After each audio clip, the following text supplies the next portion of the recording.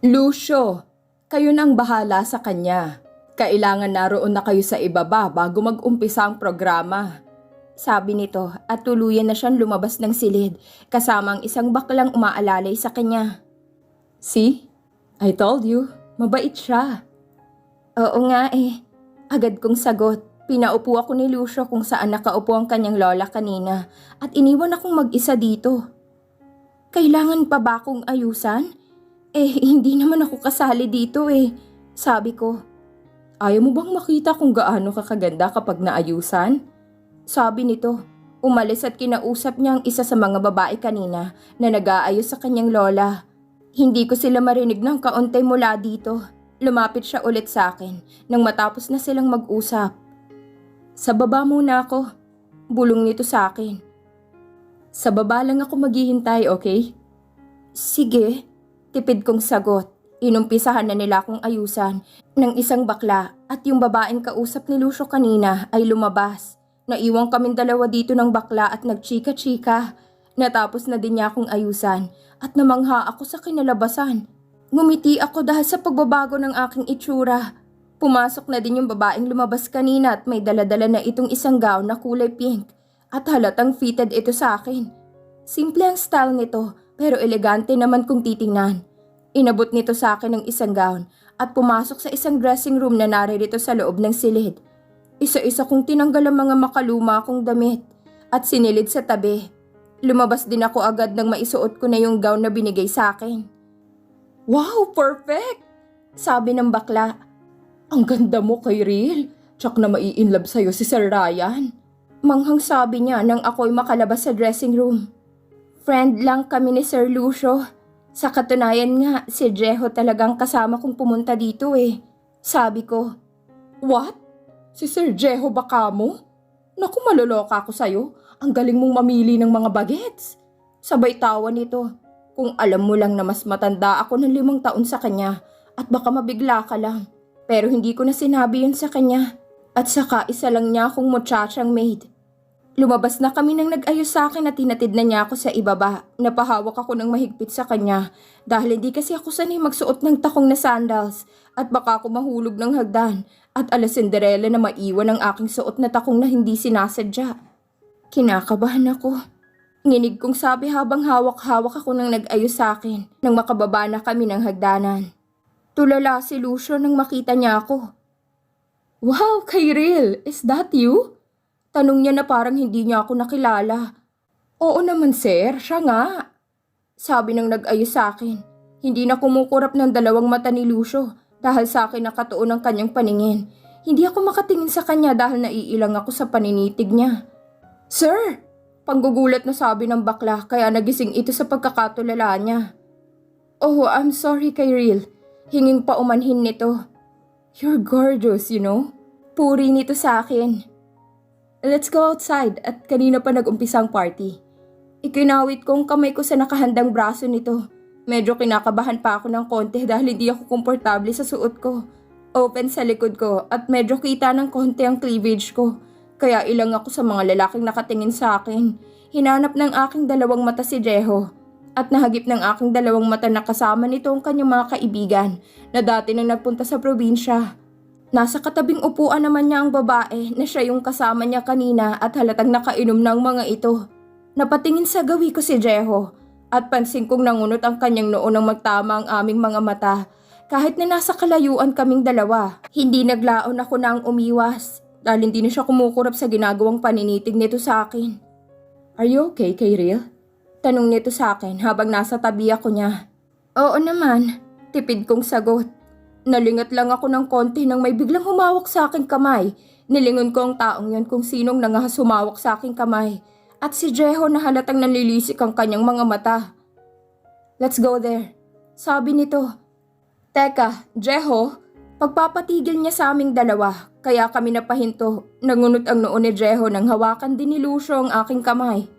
She's with me, Jeho. Ako nang bahala sa kanya. Hindi mo din siya maaasikaso dahil sa mga barkada mo. Sabi ni Lucio. She's mine, kuya. Madiin itong sabi habang mata sa mata silang naglalaban at wala ni isang gustong magpatalo. And no one else will touch her. Ako lang and not you. Sabay hila niya sa aking kamay at tinunto namin ang papunta sa kanilang lamesa. Halos sa akin nakatingin ng ibang mga bisitang naririto. Parang akong nahihiya sa ginawang eksena ng dalawa kanina. Kaloka, pinag-agawan ako ng dalawang mga gwapo. Kung tutuusin nga, dapat kay Lucio na lang ako sumama dahil iniwan ako ni Jeho kanina. Kainis talaga siya. Super nagagandahan na talaga sa akin si Jeho. Teka, Jeho, bitiwan mo na nga ang kamay ko. Sabi ko nang narito na kami sa kanilang table. Agad naman niyang binitawan ng aking palapolsuhan at namula ito dahil sa madiin itong pagkakahawak. Sit here. Turo niya sa katabing upuan niya. Agad naman akong naupot na hiya sa mga kaibigan niya dahil parang mangangain sila sa ginagawang paninitig nila sa akin. Hey you! Kasabay ng paglingon ko sa babaeng nagsalita na nakapamewang. Get out of my seat! Inis nitong sabi. Tumayo ako ngunit pinaupo ulit ako ni Jeho. Baby, akong nakaupo rito. At bakit siyang nariyan? Maarting turo niya sa kinauupuan ko. Tumayo si Jeho at hinawakan niya ang braso ng maarting babae. Inilayo niya ang babae at ako naman ay naiwan na naman dito sa upuan kasama ang kanyang mga kaibigan. Hindi ko napansin na sa akin sila nakatingin. You're beautiful, Manang, sabi ni Aris. Salamat. Tipid kong sabi, kahit hindi mo sabihin ang salitang maganda, talagang maganda na ako dati pa. Sa loob-loob ko. Umiinom ka ba Manang kay Ril? Tanong ni Marco. Hindi ako umiinom. Pagtanggi ko. Kayo na lang, saka kanina pa ako busog Try this. Abot nito sa akin ng isang kupita na may lamang kalahating alak. Tinitigan ko lang yun. Come on, taste it.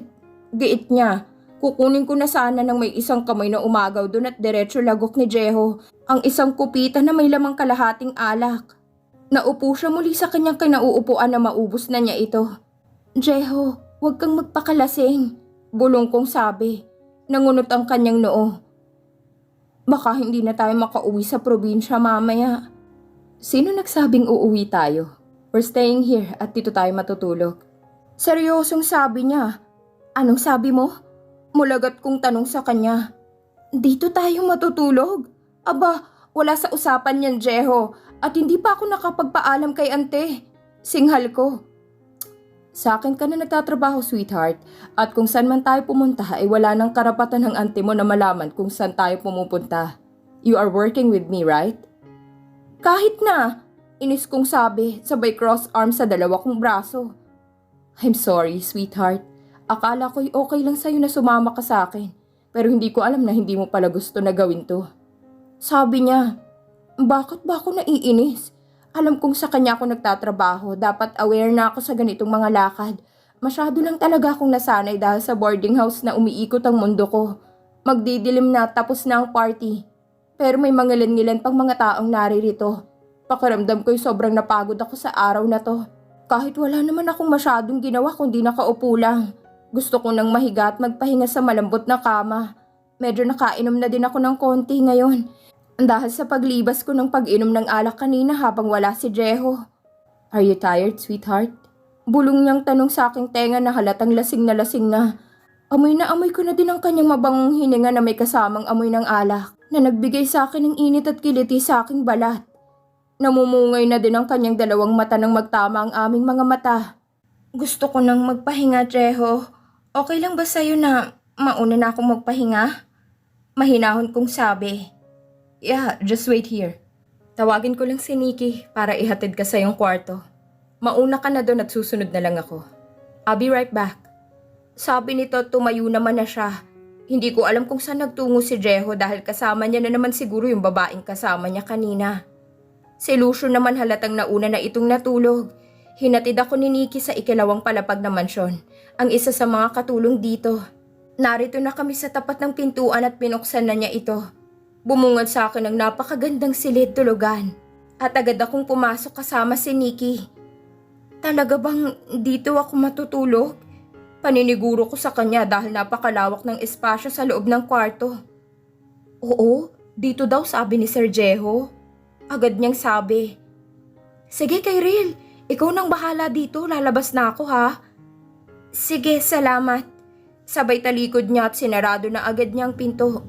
Kinuha ko ang isang ternong pantulog na nakahanda sa kama. Napansin kong sobrang laki naman ito para sa akin, pero kinuha ko pa din yun at binitbit.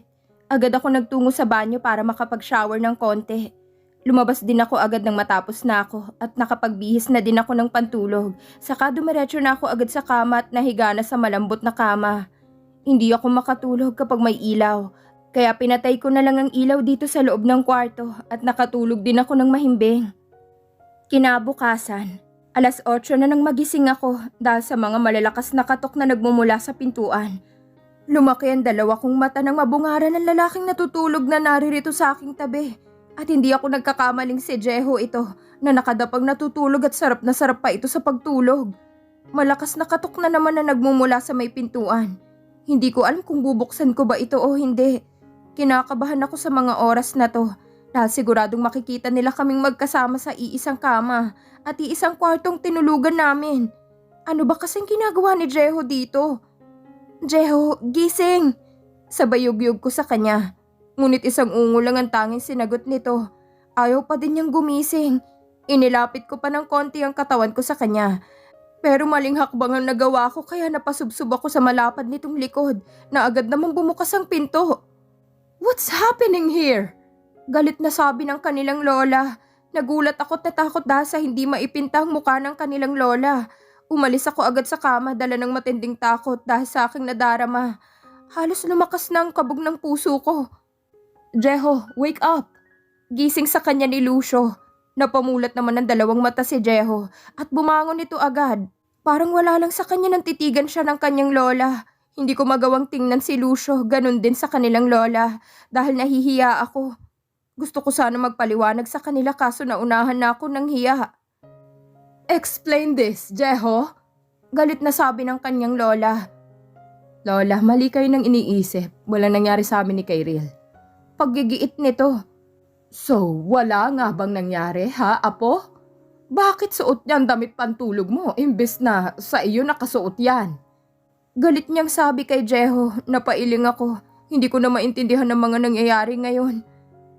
Lola, hindi ko alam kung bakit siya naririto. Hindi ko alam kung anong ginagawa niya dito sa loob ng kwarto ko. Sabi ni Jeho. Tumingin siya sa akin.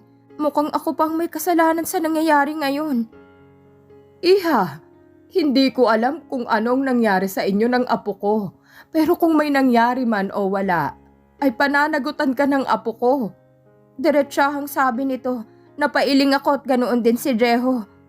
No, Lola, wala akong pananagutan sa kanya at wala nangyari sa amin ni Kairil.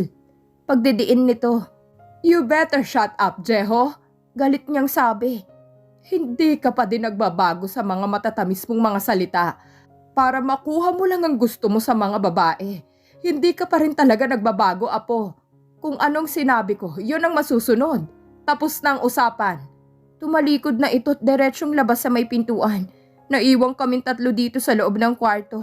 Para akong isang estatwa dito na hindi na maigalaw ang katawan ko sa pagkakatayo, malapit sa may bintana.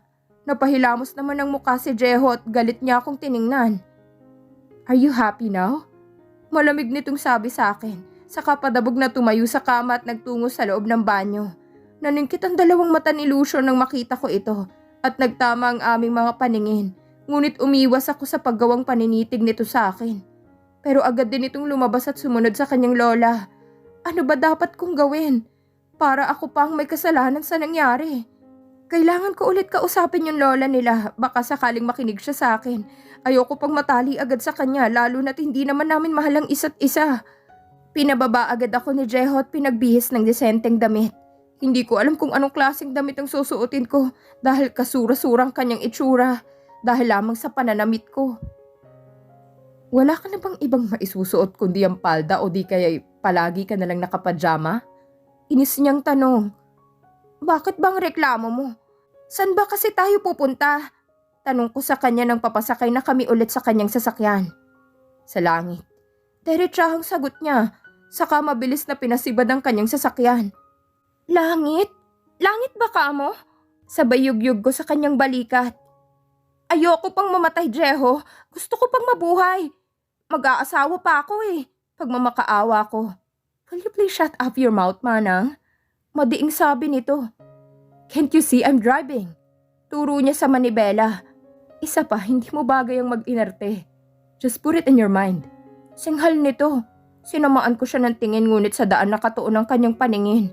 Kaya't hindi niya ako makita kung anong pinaggagawa ko sa kanya. Lahat na ata ng inis ko'y ibinuhos ko na sa kanya. Don't try me, sweetheart, cause you'll pay all of this. Banta niyang sabi na halos magkasalubong na ang kanyang kilay. Ano naman ngayon kung gusto kong mag-inarte? Haler, buhay ko to, no? Kung gusto mong pumuntang langit, di mauna ka na. Mas gugustuhin ko pang matali sa'yo kaysa mamatay kasama mo. Mahinang sabi ko. Kasabay niyo ng malakas na pagpreno niya dito sa may tapat mismo ng Augustus College. What did you say? Tanong niya sa akin. Hindi agad ako nakapagsalita agad dahil sa lakas ng pagpreno niya. Halos munti ka nang mahiwalay ang ulo ko sa aking leeg. Bakit bang hilig-hilig mo sa mga ganyan? Sa susunod hindi na ako sasakay sa'yo. Galit kong sabi. Anong gagawin natin dito sa school mo? Bakit mo pa ako sinama dito? Hindi mo ba kayang pumasok na mag-isa ha? Follow me, Manang. Sabay sarado ng pintuan ng sasakyan. Bumukas ang pintuan ng sasakyan dito sa tapat ng kinauupuan ko. At si Jehong nagbukas niyon. Agad naman akong bumaba dahil parang nagmamadali ito dahil mag-e-exam pa siya. Nagpatiuna na itong maglakad at nakasunod lamang ako sa kanya. Lumingon siya sa gawi ko. Wala na bang mas ibibilis dyan sa lakad mo? Inis nitong tanong sa akin. Lumapit siya at hinawakan ang aking kamay. Natigil ang mga babaeng nakasunod din kay Jeho. Ano ginagawa mo, Jeho? Inis kong tanong sa kanya habang patuloy sa paglalakad. I'm holding your hands. Why? Kinakahiya mo ba ako? Soon to be your husband. Diretsahang sabi nito. Tinakpan kong bunganga niya dahil sa bulgar niyang magsalita. Hindi ko rin alam kung may nakarinig ba sa mga sinabi niya habang papaakyat kami ng hagdan dito sa building. Ang ingay mo, Jeho. Hindi mo alam na may mga ilang mga nag-aaral dito, kilala nila ako. Kaya pwede bang itigil mo yung pinagsasabi mo ng mga ganyang mga salita? Inis kong sabi sa kanya. Why are you embarrassing me? Because I'm younger than you? Because you're 5 years older than me? What about them now? They don't care how many years apart we are. Seryosong sabi niya. Walang pinipili ang puso kung ikaw ang laman nito. Sabay turo niya sa kanyang puso. Natahimik ako agad sa kanyang tinuran. Parang ako pa atang hindi makaintindi pagdating sa pag-ibig na yan. Age doesn't matter nga naman, di ba? Narating din namin ang kanyang building kung saan ito pumapasok. Napakatahimik niya simula nagsabihin niya yun. Ano gagawin ko dito, Jeho? Tanong ko nang makapasok na siya sa kanyang room. Hindi niya ako sinagot. Diretso lang siya papasok sa loob. At naroon na din ang kanyang prof. Na naging prop ko pa dati noong nag-aaral pa lang ako rito sa kolehiyo. Naging prop ko siya noong second year college ako, ngunit natigil ang aking pag-aaral dahil hindi ko na kayang tustusan pa ang mga pangangailangan namin ng kapatid kong babae na siyang nagpatuloy sa pag-aaral at matatapos na din siya sa taong ito. Nagtungo ako sa ibaba at nagpunta sa Mayfields kung saan ako dati nagpa-practice ng cheering squad. Naalala ko pa dati nang minsan akong naging cheerer squad. Napangiti ako sa kawalan nang makita ko na may mga ilang nag-e-ensayo dito. Naupo ako sa may damuhan habang pinanonood ko sila. Parang gusto kong sumayaw ulit. Hindi pa din nagbabago ang kanilang mga step na hanggang ngayon ay step pa din nila. Pero may nadagdag lang na mga bago. Hi! Isang boses ng babae ang nagsalita. Nilingon ko siya at nakita ko ang coach namin noon. Napatayo ako agad. Hello ma'am, kamusta po? Hiya akong tanong sa kanya. Heto, mabuti naman. Agad nitong sagot kasabay ng paglungkot ng kanyang muka. Naging laos na ang team natin simula nang umalis ka na. Malungkot niyang sabi. Halika, sumali ka ulit. Baka sakaling ikaw pang magpapanalo nitong team natin. Masayang sabi niya. Po? Kasabay niyo ng paghila niya sa isa kong kamay hanggang sa marating na namin ang ladies locker room. Magbihis ka na kay Ril. Hantayin kita sa fields. Sabi nito tuluyan na siyang lumabas sa may locker room at iniwan niya ako dito mag-isa. Nasa kamay ko ng isang uniforme na binigay sa akin ni Coach MD. Hindi ko alam kung gagawin ko ba ulit ito o hindi.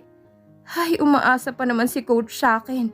Lumabas na ako ng locker room at nakabihis pang cheering squad ako.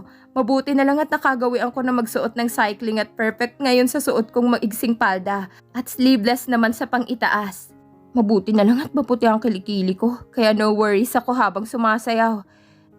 Teka, hindi ko alam at hindi ko tinanong kay coach kung ano ang gagawin ko.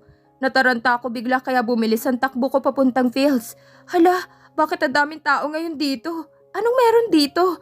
Ang daming kumpulan ng mga tao ngayon dito na narito ako sa may fields. Let's welcome a big round of applause. Sabi ni Coach MD. Pinalakpakan ako ng mga tao dito. Napanganga naman ako dahil sa mainit na pagtanggap sa akin ng mga estudyanteng naririto ngayon sa fields.